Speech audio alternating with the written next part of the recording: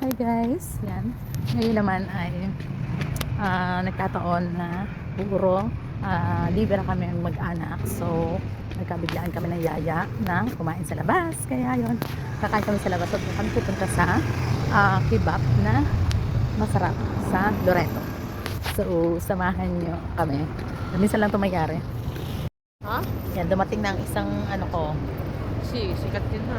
Tede, basay. Ang kiyo wala para parte ko ano. Yan. Kakain muna kami ng kebab. Nung puway para Si Mr., si Jana, si Bunso, at ako. Mga haggard galing trabaho.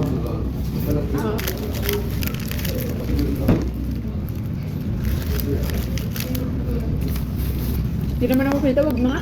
Kasi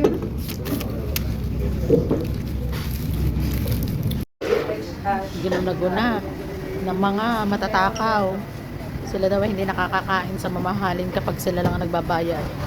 pati ka pumunta sa birthday niya. Kaya,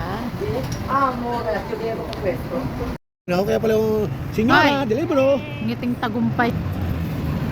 kaya pala